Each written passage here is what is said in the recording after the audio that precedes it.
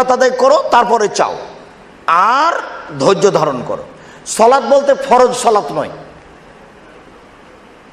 কথা বুঝাতে পারিনি।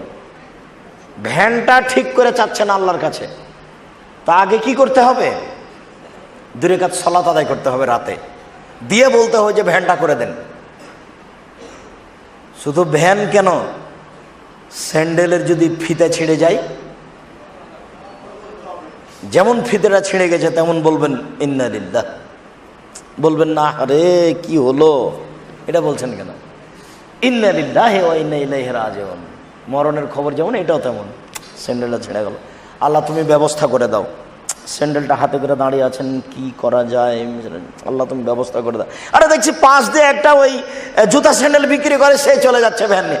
শোনো শোনো শোনো শোনো শোনো শোনো, ব্যবস্থা হবে, কিভাবে হবে আমি জানি না, বুঝতে পারেননি? তবে ধৈর্য ধারণ করতে হয়, প্রত্যেকটা কাজে সাহায্য যত ধৈর্য ধারণ করবেন। 1 মিনিট আবু জাহাল বলছে, শোনো, মোহাম্মদ যখন সিজদা করতে যাবে তখন তার মাথার উপরে ভুঁড়ি চাপিয়ে দিতে হবে। কে পারে কে পারে কে পারে? আমি পারি। একজন বলল, আচ্ছা ঠিক আছে দাও। তো সিজদায় গেছে, তখন ভুঁড়িটা চাপিয়ে দিয়েছে। কে বলল? ফাতেমা, তোমার আব্বার এই অবস্থা। ফাতেমা রাদিয়াল্লাহু তাআলা দৌড়িয়ে গিয়ে ভুঁড়িটা সরালেন, গালি দেওয়ার চেষ্টা করলেন। আল্লাহর নবী উঠে বদদুয়া করলেন, আল্লাহ তুমি উতবাকে ধ্বংস করো, খালিদকে ধ্বংস করো, সাইবাকে ধ্বংস করো। বদদুয়া করলেন, বদদুয়া কবুল হয়েছিল 12 বছর পরে বদরের যুদ্ধে। তো নবীর দোয়া যদি 12 বছর পরে কবুল হয়, তো আপনারটা তো তাড়াহুড়া করছেন কেন? আল্লাহ বলছেন যে একটু ধৈর্য ধারণ করেন, একটু ধৈর্য ধারণ করতে হয়।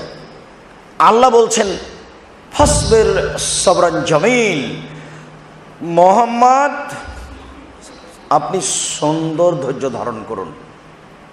মোহাম্মদ ওয়াসবির আলা মা ইয়াকুলুন, ওরা যা বলছে এইসব কথার উপরে আপনি ধৈর্য ধারণ করুন। ওরা কি বলছে? ওরা বলছে মোহাম্মদ ভণ্ড নবী, ওরা বলছে মোহাম্মদ জাদুগার, ওরা বলছে মোহাম্মদ গণক, ওরা বলছে যে ও রাতে বানায় কোরআন, সকালে বলে। ও পাগল হয়েছে, ওর মস্তিষ্ক বিকৃত হয়েছে।